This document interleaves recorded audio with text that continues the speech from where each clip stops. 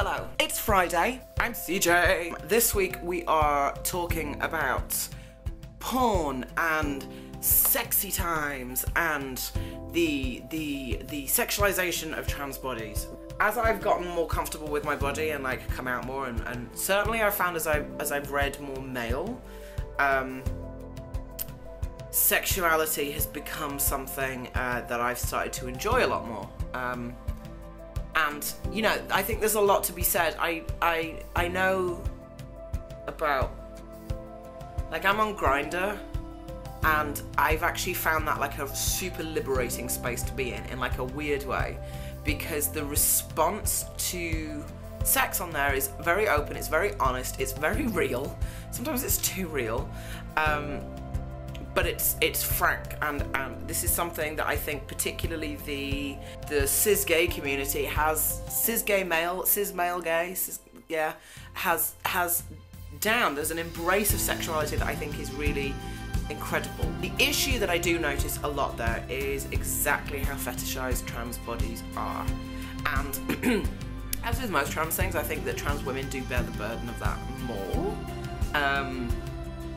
And there are, you know, all you have to do is look at the apps, all you have to do is sort of be in and of the sexual world, and you can sort of see exactly how it is that trans feminine bodies are commodified, and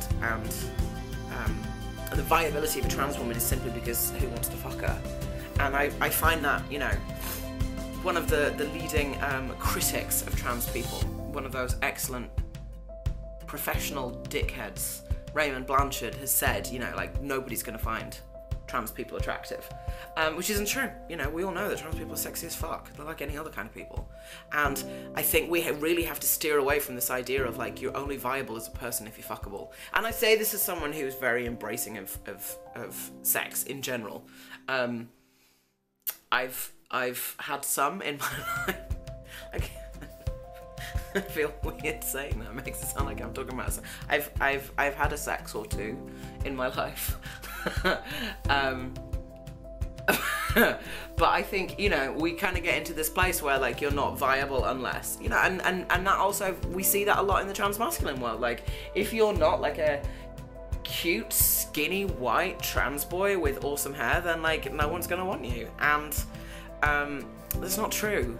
And that's never true, and this is absolutely no offense to the gorgeous, you know, skinny, white, trans boys with excellent hair. Like, of course you are gorgeous, and it's not on you to carry the weight of everything else. But, you know, for those of us who don't fit within that, we're still viable, like, we still exist. But there's such a premium at the minute that's put on, like, do people want to have sex with you?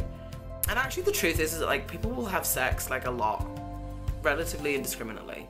And if you start to look for validation in that, which is an understandable thing to do, you'll find that you're always winning and losing at the same time, because you're putting your sense of worth in something that's relatively worthless. That being said, you know what, like, if you feel good and you want to go out and you want to rail like 100 people, as long as you're safe, as long as you're happy, and as long as everyone's consenting, like, it's the only thing that counts, and that is the major priority. And that's the issue that I have with the fetishization. That's the issue that I've got with the fetishization, that's hard to say, of trans bodies, because I think a lot of the time people don't necessarily know what they're agreeing to. Like, if someone is having sex with you because of the taboo of having sex with a trans person, then that's some shit right there. Like, it is, like, that's not okay, unless it's okay by you, you know. And I'm not here to tell you like what works and what doesn't work for you, but I do think it's something that you have to be super mindful of. That being said, like, I am also one of those people where I feel like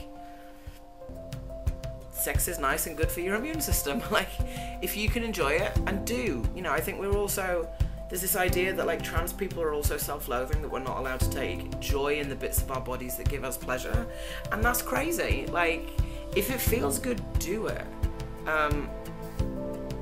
There are things that you can engage in with other people that do feel good, and they're meant to, and if you want to, then do. But just remember that that's not your defining characteristic as a person. Your defining characteristic isn't that somebody wants to do something to you. or wants to have something done to them by you, you are more than that. There is more than that there. Look at the tan that I've got. Look at the weird trucker tan that I've got. Because I was out in the sunshine for 7.5 seconds about 3 weeks ago. I'm so pink on the top, and it looks like my lower arms actually belong to somebody else. In general, though, I would say don't believe porn. And that's probably the bigger problem that we've got, of people assume that porn is how you learn about sex and how you learn about interaction with other people and all of that sort of thing. And porn shouldn't be your teacher. Porn should not be your teacher for anything. It is its own vehicle and it's its own industry and world, but it shouldn't necessarily be your encyclopedia of sex, ideally. Because you will be very surprised by day-to-day sex if you're using porn as your standard. So yeah, I guess more actual people, less types, less exploitation. That would be a plus. Okay, that's it. So tell me about your sexuality. How do you feel about it? How do you feel about porn? How do you feel about how you identify? Like, let's talk about sex. Okay, and I will talk to you next week.